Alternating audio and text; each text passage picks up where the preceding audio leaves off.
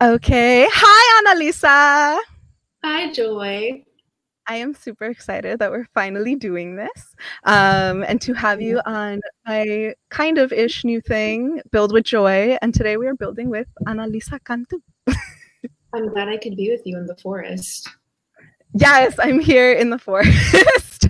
We're literally um, in the middle of nowhere, for those who don't know, for life right now. I love my life now in the middle of nowhere. It's great. I'm like I seem very friendly, but I'm like a very loner type of person. So this has always been my goal to just like live in a cabin in the woods with Because my you're cat. old. Is currently just cuddling up with me right now.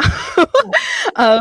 I know. But I'm really excited for people to get to know you. I got to know you from Instagram, I think, maybe. Yeah, I was gonna say, Joy and I have only actually met in real life twice, maybe three times. Oh my God, you're right. Yeah. The last time we hung out was in New York. We went to a wine bar. Oh, that's They, so for whatever cute. reason, Back refused when to give people us happy hour. socialize. It was a whole thing. Do you I remember feel that? like we had to go Susan on them a little bit. You what? I feel like we had to go Susan on them a little bit. Oh gosh. Okay, quick 30-second story time, and then I'll let Joy properly introduce me. Basically, the last time Joy and I met up, we agreed to meet at this wine bar, I think in the West Village.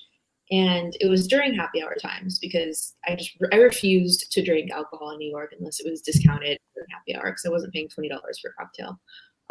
So we went to this wine bar and I was like, yeah, like your happy hour menu, was talking to the waitress and she was like, oh, I'm not sure what's on the menu tonight.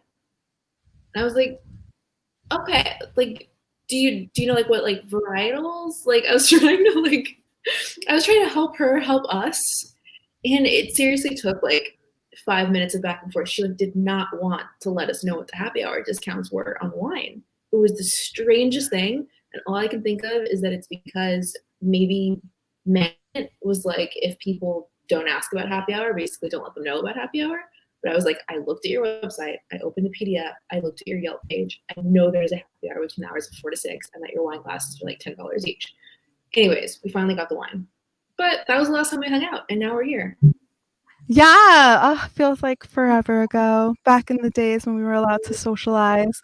Um, but we've been talking about potentially doing this for a while, and I'm really excited because you are in the tech industry, but you're like not what people typically think of, right? People typically think of tech and they think programmers, and they typically think that as a creative, you can't make money, right? And you are proving all those things wrong, building your mini empire and thriving from anywhere that you are in the world. And you are probably one of the most like organized people I know, and I aspire to be this organized. And yeah, I'm like I honestly I'm like a type I don't even know. I'm like a type Z person. I'm not even a type B. Like I'm just all over the place and I like aspire to be a type A person, like as organized. And when I'm in my groove, I'm in my groove. And then once I stop, it just like goes all over the place. But I love how you're always like, I have my templates, I have my structures, and I'm Yeah, just like, makes me so calm. thank you. You have no idea how much I appreciate when other people appreciate my hyper organization. And yeah, so basically, can you just tell us who you are? I've gotten to know you. We FaceTime, we DM, we like send cheese to each other. So I definitely consider you like an awesome friend, and I'm really excited for people to get to know you. Amazing. Well, thank you for all of that. Yes, we do send cheese to each other. Joy and I love to send screenshots from various Slack channels that we're into each other and be like, this like founder I'm working with this week. No, but on a more serious note, I am coming to you all live from Houston. I have been based in Houston the last 2 years, but really the last year, because my first year that I was here, I was traveling a lot and going back and forth to New York constantly. Before Houston, I was in New York. Before New York, I was in Austin. Before Austin, I was born and raised in Brownsville, Texas, which is on the southernmost tip of the Texas Mexico border. So, a bit about me. in high school, I was a mini journalist, so to speak. I was co-editor-in-chief of the high school newspaper, was super duper passionate about journalism and media, and thought that, when I grew up, I would be a magazine editor. And then I got to college and I realized, oh, they don't pay journalism interns and they also don't really pay journalists. And I'm going to leave college with student loans, and like the whole dream was just not realistic for me. So I very quickly figured out that tech companies were paying their interns. And it wasn't a lot. It was, maybe $10 an hour, $9 an hour, but that was a lot more than I would have made working fast food or working for the student union. And I figured it was adjacent enough to my path that it would make sense and maybe I could pick up some new skills. So very much ended up where I am now because I needed money, which I think is a common point that I've heard across the board from other folks who started off in this path from like the intern level. But yeah, so started off as a marketing generalist within tech companies. As I was able to refine my skills from a really early age, which helped me a lot. Because I was 18, 19, interning in these tech companies. Was able to refine my skills from a very early point, figure out, all right, this is the whole wheelhouse. What within this could I actually specialize in? And these days, I do what is called content strategy, which basically means that I take various components of a client or a brand's overall strategy and figure out, all right, how can we refine this? How can we amplify this and make sure that it's actually getting in front of the eyes that they want it in front of? And at the end of the day, that it's either increasing subscriptions or increasing signups or just overall revenue. So my tagline is, what did I put on LinkedIn last? Because I was trying to figure out, I was like, how can I distill what I do into like one sentence? Because content strategy is such like it means so many different things, as do a bunch of the job titles in the tech world / marketing world in general right now. Basically helping brands create content that drives revenue is what I do these days. Ooh, that one's a good, just telling you what you need. My friend Pamela Barba actually helped me figure that one out. So she's at Miss Pamela Barba on Instagram. Oh my God. And she has like such amazing branding tips. I love it. And she's just like an awesome person. I got to meet her like a couple years ago, I think, in person. Branding expert. Yeah. Sure. And I feel like that's something that, people don't understand. That's like, okay, what's a brand? A lot of people throw it around. That's like, oh, my brand. A lot of people like mock it on Instagram. But like, if you have a company, if you are selling something, like that's something that's very crucial to everything that you do. Well, and right now, the reason I reached out to her and we worked together on this is because job titles mean so many different things, especially right now. There's a job title for everything, and it can mean 10 different things than what the intent actually was. And I find that it's become even more and more difficult to say like, hey, this is what I do and this is what you should hire me for, because, well, I consider myself a content strategist. An ad company might just consider me, a strategist, or another firm might consider me a creative strategist, or someone else might consider me a media planner. And it's a whole thing. Right. Yeah. I have that problem all the time, like trying to explain to people what I do, where I'm like, I'm an ops strategist. And they're like, can you do all this stuff? And I'm like, kind of. I just do more of like what are the moving pieces to everything and like what tools do we use to actually get it done versus like thinking of the creative side, right? Which is what more people usually see. And they're usually like, hey, I want that. And you're just like, there's so much that goes behind this. And then sometimes they expect you to do all of it. Yeah, no, and my role, at least as a content strategist, is very left brain, right brain. So when I say that I help brands or companies create strategic content that drives revenue, what that really looks like in practice is everything from initial conversations with a team or a founder, and figuring out, all right, what is your overall vision? How can we distill this into actionable steps to get you to this end goal? And so I was going to cuss, but I'm not going to cuss because my mom will watch this. Nah, you can cuss. It's fine. Cluster fuck.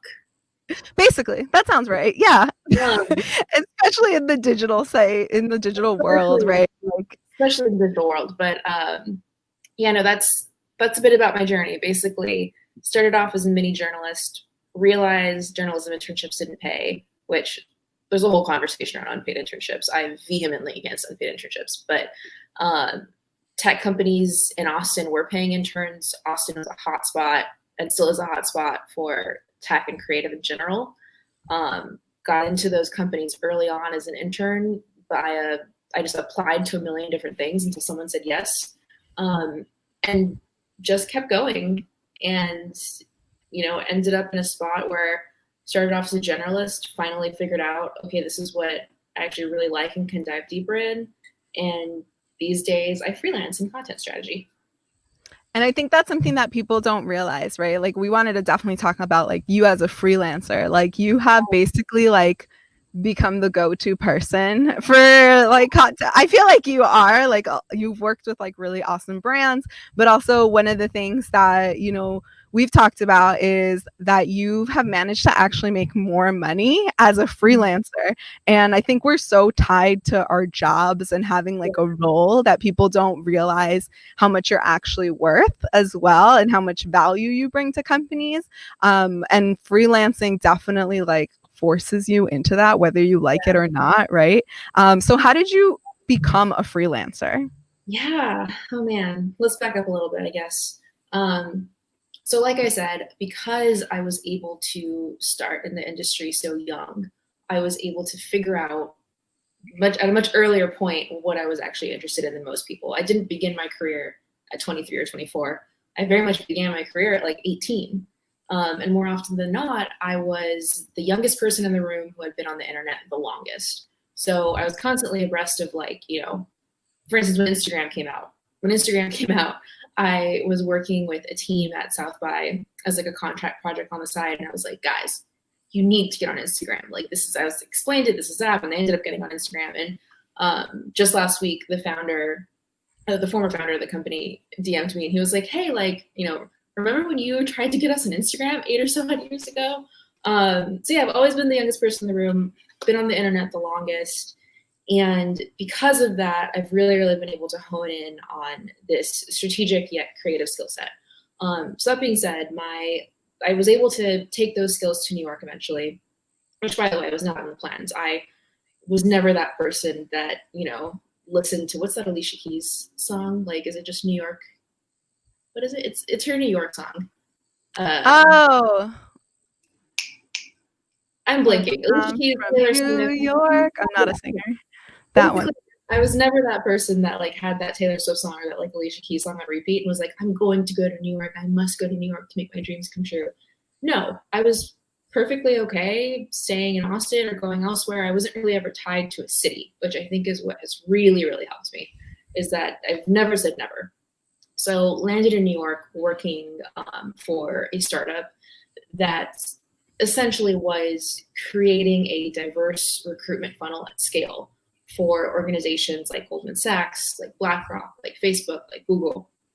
And I came in and joined their editorial team from a content producer perspective. So again, sort of going back to what I said earlier, titles mean so many different things. When I used to tell people that I was a content producer, they're like, oh, so you work in video? I was like, no, absolutely not. I don't touch Final Cut Pro. But in the organization, what content production meant was liaising with partners like BlackRock and Google and figuring out, hey, from an editorial perspective, how can we tell y'all's story digitally and not just create this amazing diverse recruitment funnel for you on the back end, but on the front end, begin to build that relationship that you need with the community regardless. So that was my role there. And that was a role where I was a great quick and dirty in dealing with essentially clients from the internal perspective, because these partner companies were clients and there was 80 plus of them. And there was, just as many contracts that needed to be fulfilled from the editorial perspective. So I like to think of that as like, in many ways, it was a precursor to the freelancing. So lo and behold, as startup world goes, at the end of my year there, my team essentially disintegrated. We were a team of 3, and my manager went off to go and write a book and pursue journalistic interests, which was amazing for her, and she's still doing that. My colleague went to go pursue her MBA at UCLA, and then there was me. And the company said, you know, we don't think we're going to make editorial like a revenue stream anymore, but we have this email marketing role that we'd love you to consider. And at that point, I had figured out what I liked to do, and that was that I liked to have my hand in all of the various channels from a content strategy perspective. So I could, but I didn't like just working on Instagram strategy or just working on email marketing. Because in my head, the way it worked is, let's say I had an email marketing strategy. I'm also thinking about, well, cool, this email gets sent out. Now, how do we distribute it across Instagram? How do we distribute it across other channels? As you should, thinking like multi-touch points and sales funnels. And that was always where my head went, was how can we splice up this content and give it a lifetime beyond its original posting date? And even though I didn't know the word at the time, that was me being a content strategist. And I think that thinking really came from a combination of things. It came from my experience in a world of tech where, you're not just creating, let's say you're not just creating like a help hub on the website or, a chat flow and intercom. You're also thinking about it from, okay, the user's going to experience it on desktop. Then what's their experience going to be like in email? What's their experience going to be like in app? And so I very much took that thinking that I think is very popular in tech companies and turned it to other areas of content that I was working on along my career. So the company wanted to stick me into an email marketing role. I was like, I'm not super game for that. And I ended up leaving the company at a great time in that, while I loved everyone there, my lease was coming up. So I knew that I could exit relatively pain-free. I didn't have to worry about breaking a New York lease. I didn't have to worry about, New York rent, paying for X amount more months if I had chosen to leave at an earlier date or a later date. So sort of all of these things came together and, left the company, lease was ending. My boyfriend at the time, still my boyfriend now, was based in Houston. And yeah, that would have been something. My boyfriend at the time. No, like Cheeseman. What's the Cheeseman? I thought you guys got a dog. My boyfriend was based in Houston, and we had kind of been talking about, all right, are you going to come to New York? What's the deal going to be? And so all of this started happening and coming together. And my first thought was, all right, like, where am I going to go? Like, it wasn't feasible to stay in New York and freelance. I honestly don't know how people do it with the income tax. And I knew immediately. I was like, I can stay in New York for a few weeks. Maybe I can pull it for a few months, but like long term without a full-time role, New York does not make sense. And so my boyfriend at the time was like, well, like, I'm in Houston, you can come here and figure it out here so that you're not having to pay X amount of money in an Airbnb or in a short-term lease. So I moved to Houston, and during all of this time, I thankfully was able to get severance. But during all of this time, I had someone reach out to me who I had worked with at my former company as on the client side. And she said, hey, I really enjoyed working with you. I know that you're leaving. Do you freelance? And I was like, well, I guess now I do because I need money. And so that was how I fell back into freelancing, because I had freelanced in the past, which really helped because I knew how taxes worked. I knew how to draft up a contract. In college, I would freelance here and there. So left the company, left New York, moved to Houston. This person out in the middle of all that, and she was like, hey, do you freelance? And I was like, yeah, sure. Like, what do you need? And ended up working with her on copywriting, but that really got the ball rolling. And I think when it comes to freelancing, I just didn't know what my services were. I think when you're so used to working within a corporation, within a predetermined role, with a manager who very much, if it's a good manager, like determines your path and determines your boundaries, it can be easy to get lost in that and to not understand, like, oh, like, what's my value just as an individual? Like, what's my value outside of this job title? And freelancing has really helped me figure that out, because as soon as people started emailing saying, hey, do you freelance? I was like, yeah, but like, I guess, what do I say? I freelance it. And so I very quickly was like, here are my copywriting rates, here are my email marketing rates, here are my social media strategy rates, and was able to go from there. But yeah, I fell into it. It was a very good time. It was like stars aligning for me to fall into it. And then I think before we go deeper into freelancing, I think it goes without saying that like I had a lot of privilege when I first started freelancing. I think that's something folks don't talk about. Is like if my boyfriend had not had a place for me to go in Houston and had not said like, hey, like don't worry about money for a few months while you get this off the ground, like I would not have been able to do what I have done at the scale that I've been able to do it at. It would have been a much slower process because I would have had to get a second job. I would have had to do other things to make ends meet. And so I had a lot of privilege going into freelancing. And so and because of that, I find it very hard to say like, everyone should freelance. Everyone should work for themselves. It's the best thing you can do because it's not for some people. And I think for me, I don't know if it's even permanent for me. I think I've fallen into it, and thankfully the contracts have kept coming. But I couldn't have done it without the level of privilege that I entered with it. Like I didn't have to pay rent.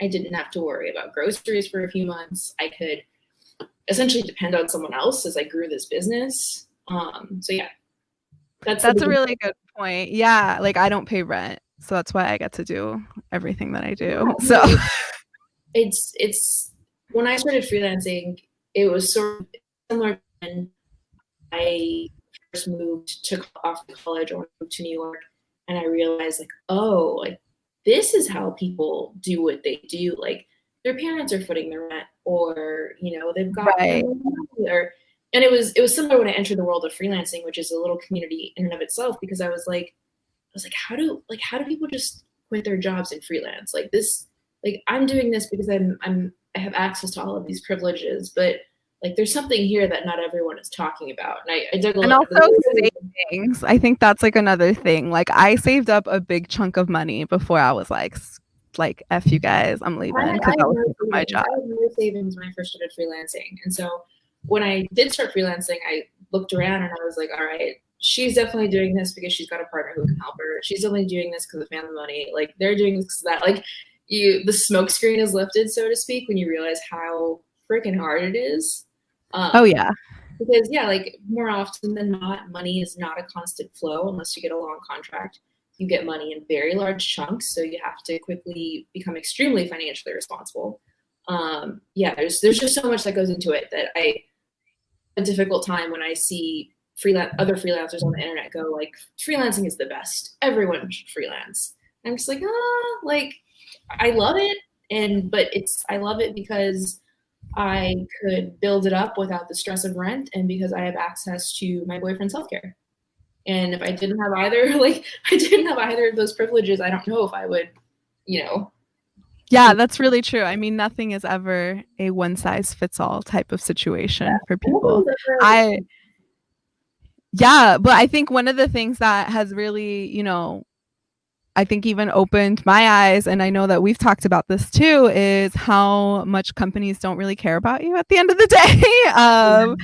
And, I think it is important to know what your skills are, right? And those negotiation tactics. And that's definitely skills that you learn from just freelancing, side hustling, right? Like even having multiple income streams. But even I think definitely on the like being financially savvy, like I was talking to a friend earlier and I was like, oh no, I check my like, all my bank accounts constantly, right? Because I'm just like, what's this charge? Dispute. I need a refund. Yeah, I think you do that. And like, I've just always been stingy, but because I like traveling and experiences. So I had to save my money. As soon as I got my first 5-figure contract, I immediately signed up with the financial gym because I was like, I needed guidance, and I was already doing so much that while I know that there's a million resources for free on the internet, I knew I needed to just pay someone to walk me through the process and to tell me like, this is where you should invest. This is what this looks like. This is what it looks like to do X, Y, Z. And it's been invaluable to me. And I would recommend, if you're able, like, getting a financial advisor. Yeah, definitely. I think that's something, when it's overwhelming, your money is important. But also on that note, like, what other things have you learned just like that you'll take whether you're freelancing or not? Yeah, so I think to your earlier point, what you said about corporations not caring about their employees at the end of the day, like, money is money, business is business. I definitely have a few thoughts there. So for starters, I'm so glad in so many ways that it didn't work out at my former company, because it forced me to step back and reflect and really say, like, okay, what do I want versus what path has been predetermined for me based off of this job title and based off of others, preconceived ideas on what I should be doing and how I should be acting and what I should be striving for. So yeah, walking away from that company really enabled me to, like, reflect. And I think that that's something that, even if you have a full-time job right now, not that you should constantly be doing, but maybe every 6 months sit down and say, like, all right, if things, don't work out, what skills do I have that I could monetize against? Yes. Maybe that's me now being paranoid. And I think I have definitely developed some paranoia around only having one income stream now that I'm used to having multiple income streams. But I think there is something to be said for not putting all of your eggs in one basket. And that's something that I think I've really, really, really learned as a freelancer. Whether that's making sure that I always have at least 2 clients, or whether that's making sure that even if I talk to someone and we've done an intro call, I'm not relying that it's actually going to go anywhere. I get ghosted so much, you wouldn't believe. Until there's money in the bank, Until the Venmo is sent, until the check is signed. But yeah, deposits are everything. everything. But I would say that mentality is the mentality of not putting all of your eggs in one basket is something that I don't think I would be so stringent about these days if that hadn't happened to me several years ago. If I hadn't, like, walked away from that company and had to quickly reconfigure, like, all right, what am I going to do next?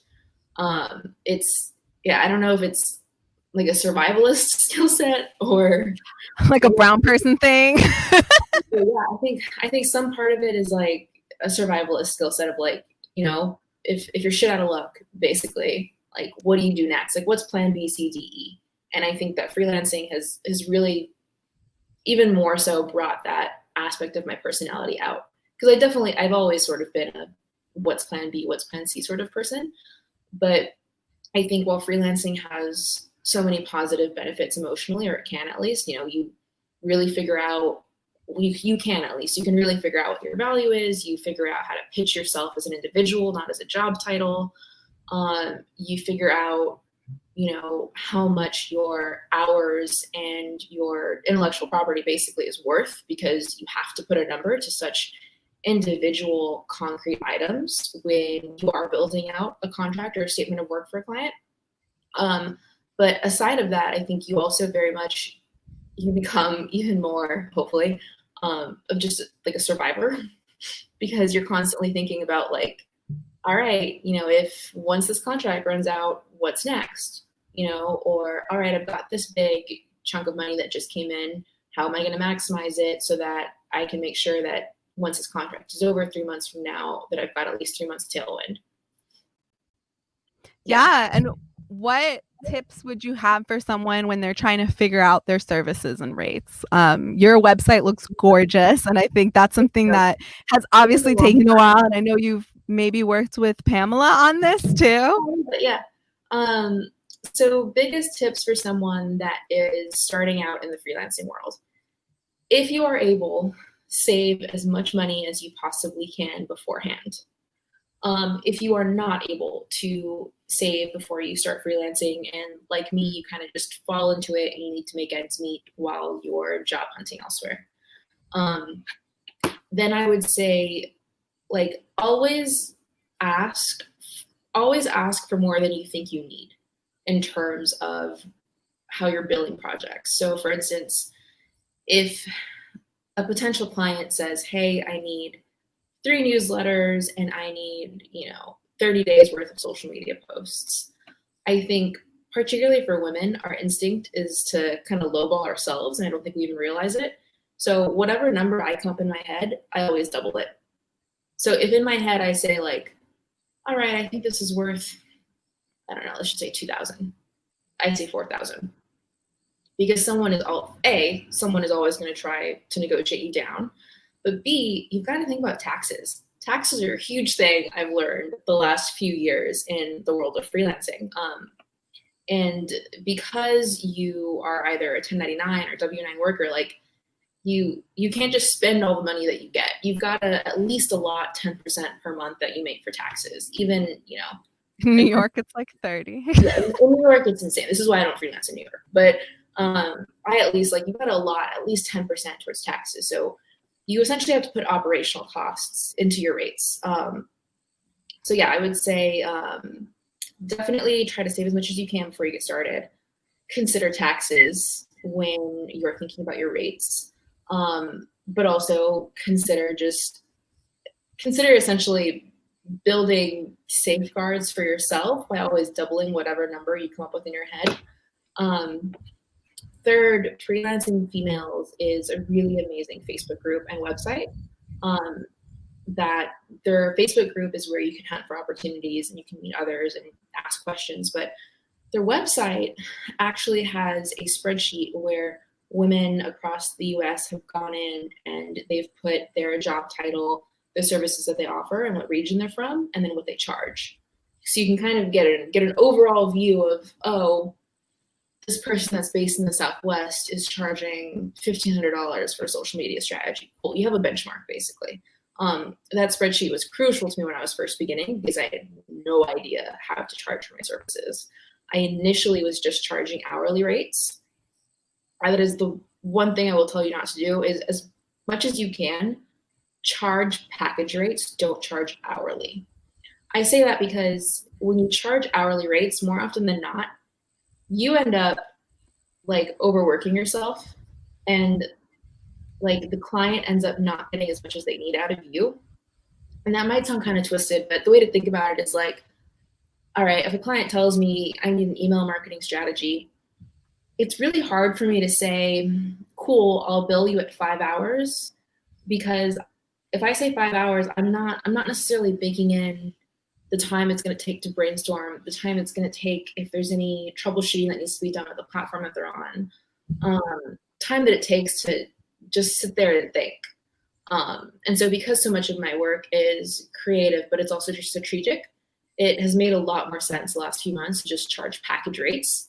And so if you're able, like, it just makes it easier for both parties, especially with anything that's strategic, like just charge package rates. You'll get more money and they'll get more out of you, honestly. At the end of the day. How have you dealt with people that like get really, I don't know, like I feel like I've struggled with that because then I have people being like, can you tell me what your hourly rate is? And I'm like, like, I'll just like make up a number and I'm like, sure, this is estimated hours, and I'll be like, this is how much you're getting it, and like I do some angled math. Yeah, it's because I think a lot of people don't understand that, like, it doesn't really, like, I can probably do the work of 4 people in like a couple hours, right? Like versus that's someone else. I started doing package rates because I work very quickly, but that does not reflect. It's, what's that quote out there? It's like, charge people the years it's taking you to gain the skill set, not how long it takes you to actually. Right.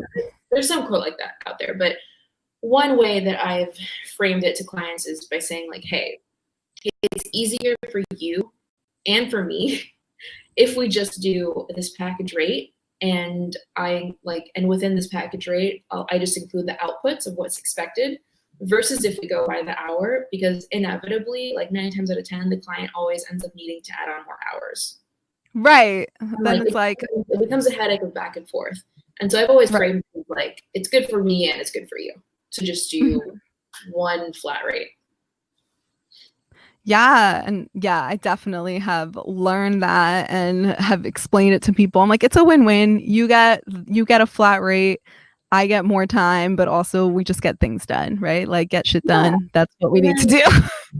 sort of off of that, another tip I would say um, is just making sure that early on in your freelancing career, you understand what boundaries you want to set with clients.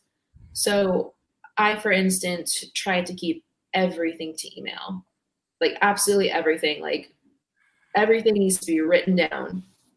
And that's for receipts purposes, right? But also just for like organizational slash mental health boundary perspectives. Like I don't need a client texting me every 5 minutes, and I don't want that either. And that's not beneficial for either of us. And so establishing what your communication cadences are going to look like with your clients early on is so important. So what I do, for instance, is anyone that I work with gets like a weekly update email at the beginning of the week, basically. And the subject line is literally this week, 8:31. Here's what we're doing. And here's how it ladders up to our overall contract. I'm extremely organized about it. And I encourage clients to just respond in a thread to keep it all in one spot. But yeah, I would say those are my biggest tips. Save if you can. Always double whatever rate comes up in your head. Be reasonable, obviously, but freelancing females, particularly their rate sheet on their website, is an amazing Yeah, resource. that one was awesome. I like saw it and then I was just like, oh damn, like this is a lot more than I expected and realized like, wait, I need to charge more. Yeah. Consider taxes and operational costs in your rates because those will get you. Which I And think kind of, operational costs includes your software that you're paying for too. I think people yeah. forget that. Yeah, it's like you have to think about it as like you are your own company if you are freelancing. Um, Hmm. and then what was the last one I just said? Oh, the communication cadences and like boundaries that you develop with clients and just staying true to that. Yeah, those would be my big things, I think. I think those are awesome things. Well, do you have anything else that you want to let people know? How do they reach you? How do they find you?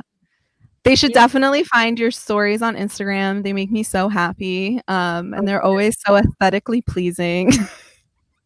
Well, let me see. I'll give a recap really quick. So, freelancing is great.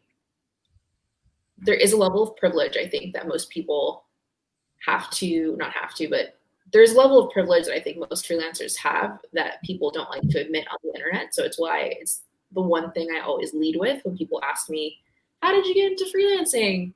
I'm like, well, I was able to get access to my boyfriend's health insurance. And when I was starting up, I didn't have to worry about rent. Because that's the truth, because freelancing is not easy. And I don't think that it is the path for everyone, but it can be very rewarding. What are our other highlights?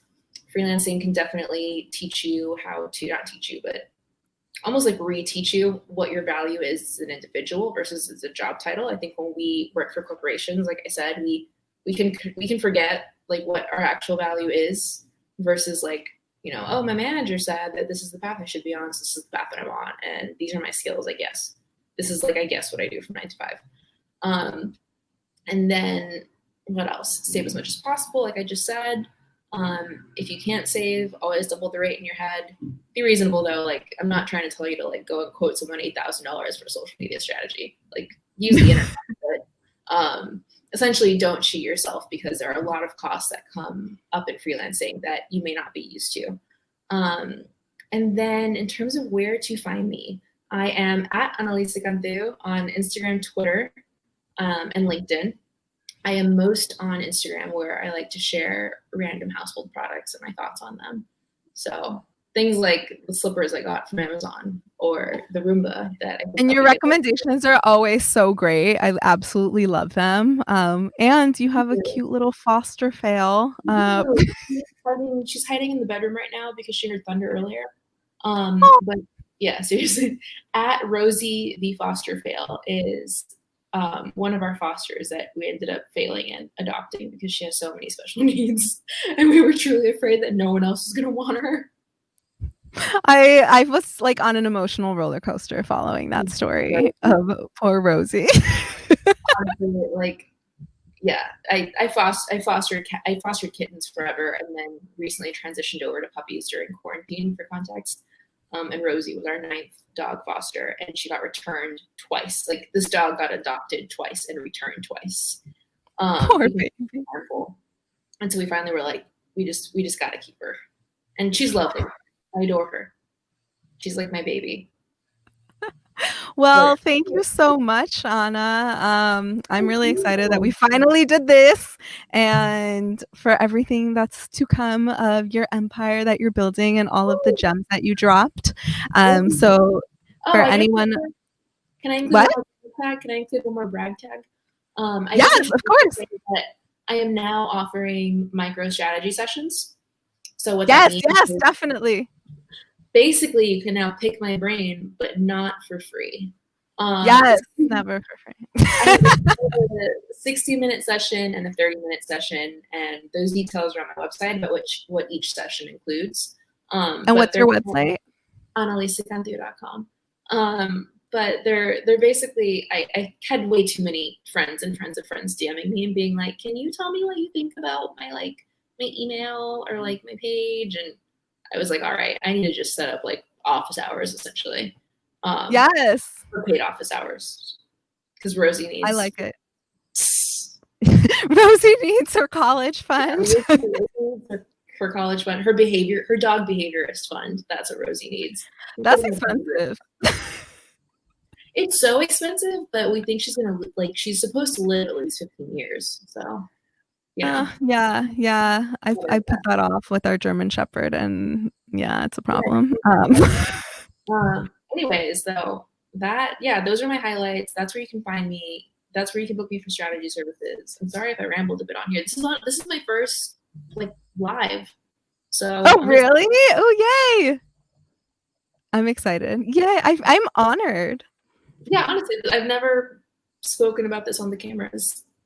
Oh yay! Well, yeah. So this will be on buildwithjoy.co, and whoever's watching this on YouTube, you can sign up for the newsletter to get more of these and connect with Analisa. But thank you, and it'll be up on my blog as well, so you can find it all. Before you go away? Of course, yes, please. Hold on, let me wipe my camera screen.